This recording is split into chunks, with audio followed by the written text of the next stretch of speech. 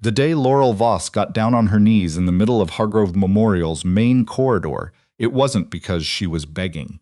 She had dropped her badge, her stethoscope, and a stack of patient charts all at once, the kind of cascading fumble that happens when you've been awake for 19 hours and your hands stop cooperating with your brain. Papers fanned out across the polished floor.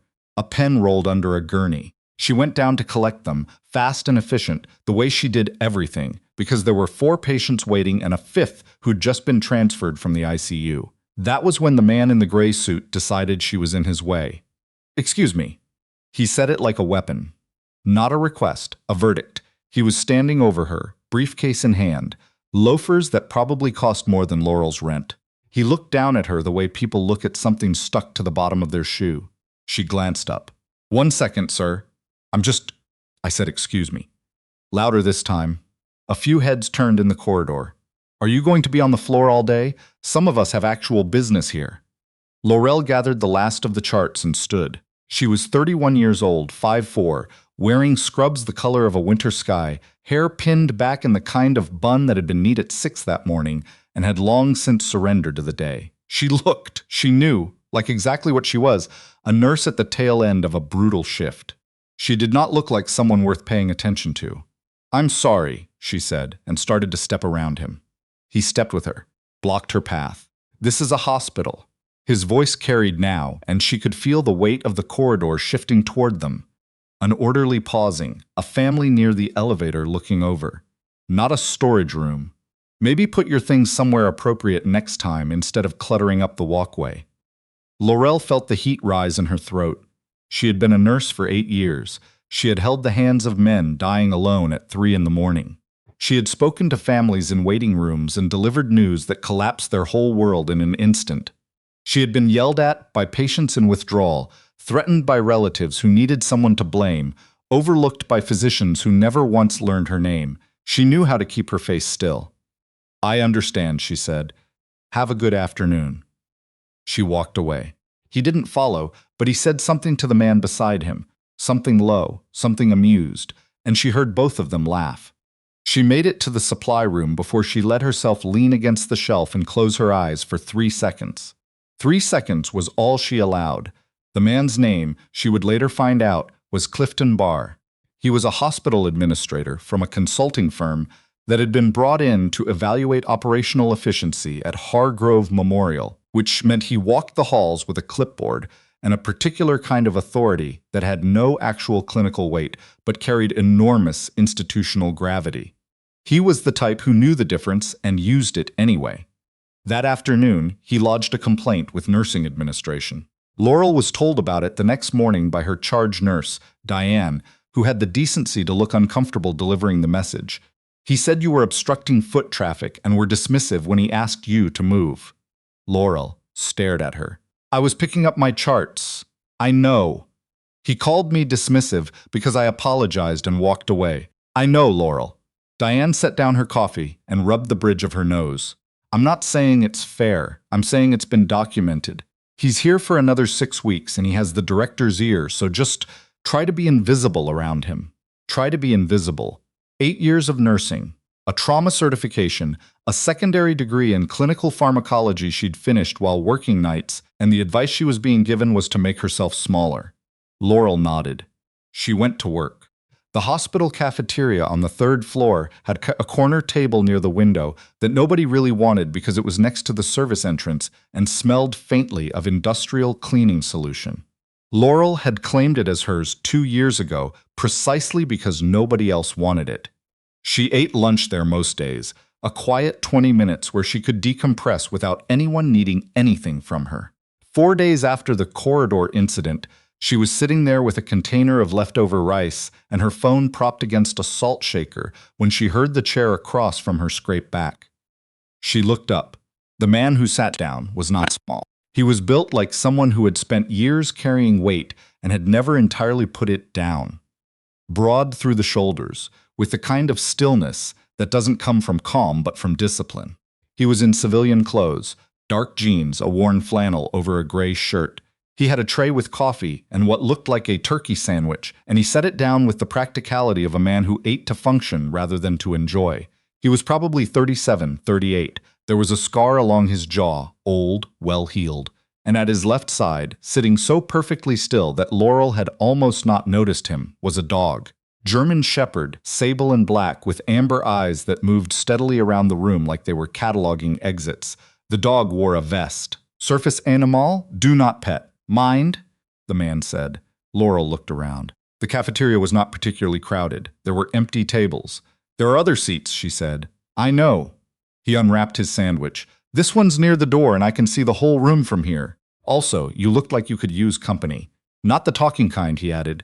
"Just someone else in the space." Laurel looked at him for a long moment. The dog looked at her. His eyes were steady and calm and held an intelligence that was almost unnerving. "Okay," she said. They ate in silence. It was, she realized, the most comfortable she'd been all week. His name was Joel Strang. She found that out on the second day he showed up at the table, and only because he introduced himself while refilling his coffee. "Laurel Voss," she said. "I know. Your badge." He nodded at her lanyard. The dog's name was Cutter. Joel explained this unprompted. In the matter-of-fact way he seemed to handle all information. "Belgian Malinois Shepherd mix. He's trained for PTSD mitigation. I bring him when I have appointments here." "What kind of appointments?" He looked at her levelly. "The kind that involve more waiting rooms than answers." She didn't ask further. She recognized that particular flatness, the one that said the conversation could go deeper, but the person wasn't sure yet whether the depth was worth the cost. "I'm a nurse," she said. "I know." "Your badge," he said again, and for just a moment the corner of his mouth moved. By the third week, the table had become theirs by unspoken agreement. Joel was at the hospital on Tuesdays and Thursdays, sometimes Mondays, depending on scheduling she never fully understood. He never volunteered much, and she didn't press. She told him about her patients in the way nurses sometimes need to. Not names, not details, just the weight of certain days. "Had a man today," she said one Tuesday. 73. Came in for a routine procedure. His wife was in the waiting room the whole 4 hours. When I brought her back to see him after recovery, she held his hand and said nothing. Just held it. They'd been married 51 years. Joel was quiet for a moment. Then, "That's a long time to learn someone." "Yeah, you like this work." "I love this work," she said. "Most days I love it. Some days it takes everything I have." He nodded. Cutter shifted beside him, rested his chin on Joel's knee. "What did you do?" she asked, "before the appointments?" He was quiet long enough that she thought he might not answer. Then Navy, 12 years. Last 4 as a special warfare operator. She knew enough to know what that meant. She didn't make a show of it. "Cutter was working with me over there," he said. "Different dog. Cutter's new. But same idea." Look down at the dog. "He knows when I'm about to have a bad time before I do. That's the job. That's a good job," Laurel said. "Yeah." He glanced up at her. "He's better at it than most people." Clifton Bear's second incident happened on a Wednesday morning in the third-floor corridor outside the oncology ward. Laurel was pushing a medication cart. She was in the middle of a timed run. 3 patients needed their 9 o'clock doses within a specific window, and she was moving with the focused efficiency that nurses develop into something close to an art form. She had her head down, checking the chart on the cart's mounted tablet when she heard him before she saw him. There she is. His voice was loud, performative. He was walking with 2 other men, colleagues from the consulting firm. From the look of them, the hallway hazard. "Watch your step, gentlemen." The other men chuckled. One of them looked slightly uncomfortable and directed his attention to his phone. The other found it funnier. Laurel stopped the cart. She looked at Barr. He met her eyes with a particular kind of confidence, the confidence of a man who had never, not once in his adult life, faced a consequence he didn't manage to talk his way around. He had the look of someone who had learned that the best defense was to stay on offense, to make his targets doubt themselves before they could articulate what had just been done to them. "Can I help you with something, Mr. Barr?" Her voice was even. "No, I think you've helped enough." He smiled. "Just making sure you're not blocking the emergency exits today." Something flickered in her chest. Not anger exactly. Or not only that, it was older than anger. The familiar grinding weight of being made into nothing by someone who had no right to touch any part of her. "I have patience," she said. "Please excuse me." She moved the cart forward. He stepped aside, barely, forcing her to angle around him. "That one's a liability risk," she heard him say to his colleagues as she went. God knows how she passed licensing. She made it to the first patient's room with 2 minutes to spare. She administered the medication. She checked the vitals. She wrote the note. She did her job. In the supply room afterward, she sat on an overturned crate for exactly 60 seconds and let herself feel what she felt. Then she got up and went back to work. She didn't tell Joel about it. She wasn't sure why. Partly because she didn't want to be the kind of person who needed to unload their workday grievances on a near stranger. Partly because she had been managing these things alone for long enough that she no longer automatically reached for someone else. But on Thursday, he looked at her when she sat down and said, without preamble, "Bad week." Not a question. "There's a man," she said, "an administrator. He's been—" She paused. "He's been making things difficult." "What kind of difficult?" "The kind that doesn't leave marks." Joel set down his coffee. Cutter's ears shifted. "He said something to you again." She looked up. "How did you know about the first time?" "I was in the corridor, coming from the elevator." His saw what happened. "I started towards you, but you'd already walked away. You looked like you were handling it." She absorbed that. I know." A pause. "That's not the same as it being okay." She didn't have anything to say to that. It was the most accurate thing anyone had said to her about the situation, possibly about many situations, in longer than she could measure. "What's his name?" Joel said. "It doesn't matter." He looked at her steadily. "Okay." The following Monday was the day everything changed. Laurel was in the main atrium on the ground floor, the large, open lobby area where the hospital's main entrance fed into the administrative wing, the gift shop, the information desk. She had come down to pick up paperwork from records and was crossing back toward the elevators when she heard Barre's voice carrying across the marble floor. He was holding court near the information desk. 3 administrators, a woman in a blazer who might have been from the hospital board, and a man Laurel didn't recognize. He was in his element, animated, large, filling the room with the particular energy of someone who believed the room was theirs to fill. She tried to walk past. Voss. He had never used her last name before. The deliberateness of it made her stop before she'd consciously decided to. Nurse Voss. He said it the way someone might introduce a prop. "Come here a second. These folks are asking about the clinical staff, and I was just explaining that the care you provide here is," he paused for effect, "very consistent with the overall operational issues we've identified." The woman in the blazer looked uncertain. One of the administrators shifted his weight. Laurel understood exactly what was happening. He was doing it in front of an audience because audiences made it harder to push back. He was making her part of his presentation, a data point in his efficiency argument, without her consent or context. "I don't think I'm the right person for this conversation," she said calmly. "If you have clinical concerns, I'd direct them to nursing administration." "You see, that's exactly what I mean," Barre said, turning to the group with a small, confident laugh. "The deflection, the unwillingness to engage." He looked back at her. "This is precisely the attitude that creates friction in a well-run facility." The atrium was not small. There were people, families, staff, visitors, moving through it in the ambient way of hospital lobbies. Laurel was acutely aware of all of them. "I'm not deflecting," she said. "I'm directing a workplace concern to the appropriate channel. That's policy, policy." He repeated it like the word was a mild joke.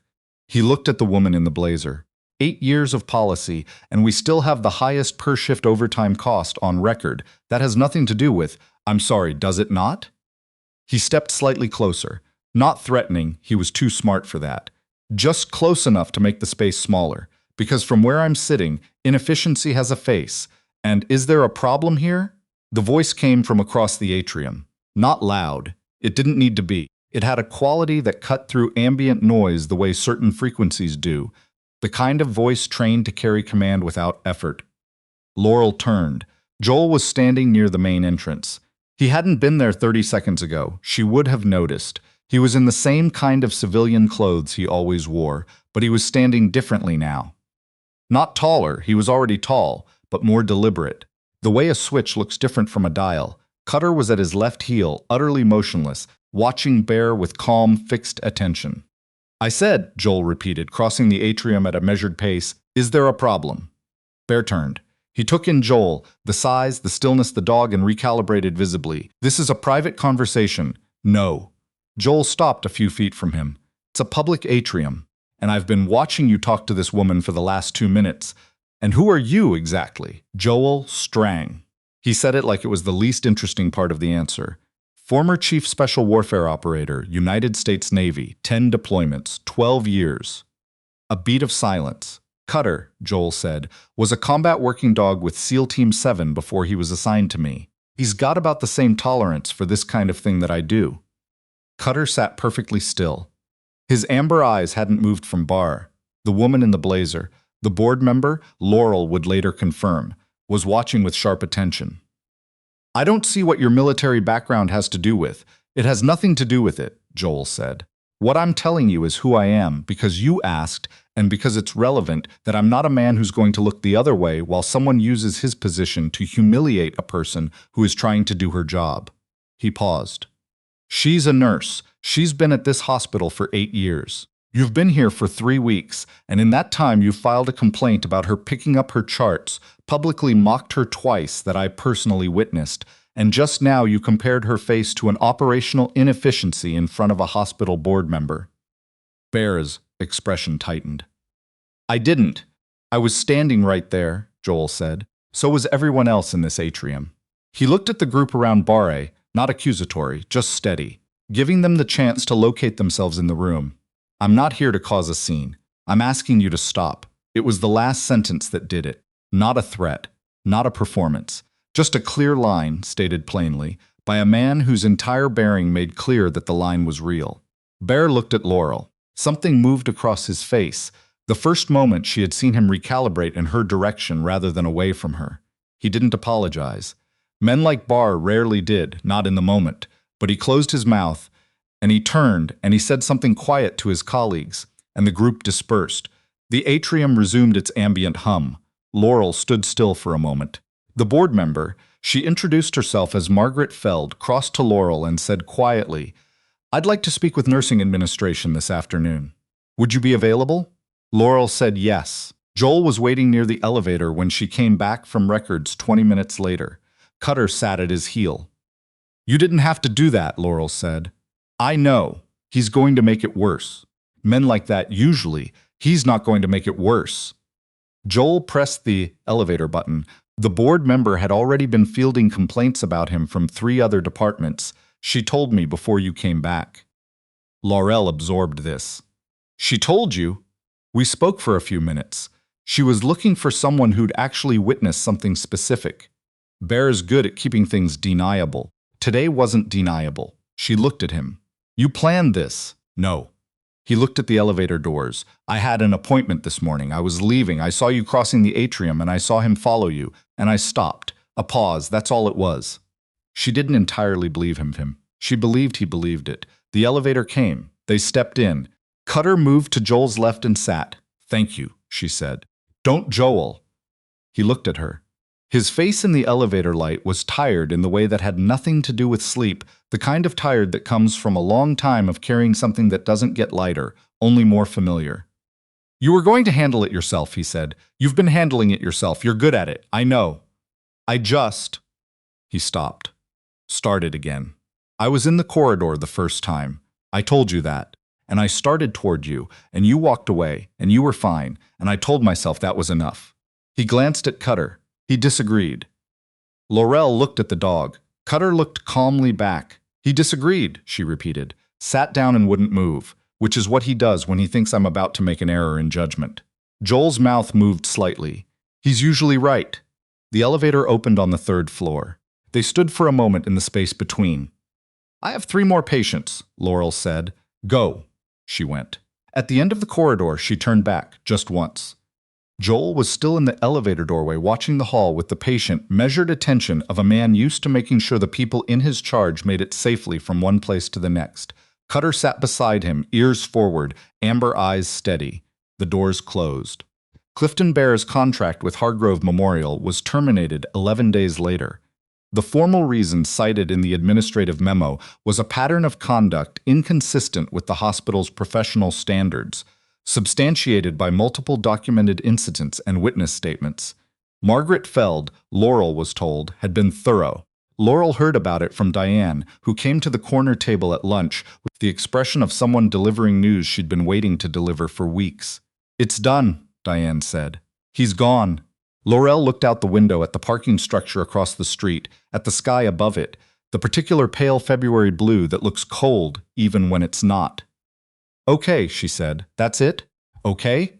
She thought about the 3 seconds in the supply room, the 60 seconds on the crate, 8 years of keeping her face still and her hands moving and her mind on the patient in front of her, because the work was real and the work was hers, and no one with a briefcase and a sneer could take that out of her hands. "I didn't need him gone to know I was good at my job," she said. "But yeah, okay." Diane sat down across from her. She looked at Laurel for a moment with the expression of someone who had been a nurse long enough to recognize what they were looking at. "You doing all right?" "I'm better than all right. The man with the dog, his name is Joel. Is he a friend of yours?" Laurel considered the word. It seemed both accurate and insufficient, which was probably the most honest answer available. "Yes," she said. "He's a friend." On the following Tuesday, Joel came back to the table. He had a new appointment time, he explained, earlier in the day, so he'd be at the cafeteria around 11 instead of noon. Laurel had rearranged her break without telling him. She was already there when he arrived. Cutter saw her first. His tail moved once, a small, measured gesture, like a nod from someone who doesn't make a habit of enthusiasm but means it when they do. Joel set his tray down. He looked at her. He looked at the rearranged break time she hadn't mentioned. He didn't say anything. She didn't explain. They ate in the good silence, the kind that had taken 3 weeks to build and would take considerably longer to understand, the kind that meant something exactly because neither of them had gone looking for it. Outside the cafeteria window, a February sky pressed pale and cold against the glass. Inside, a dog rested his chin on the table's edge and closed his eyes, and 2 people who had learned the hard way how to carry things alone sat across from each other and, for the first time in a long time, didn't have to.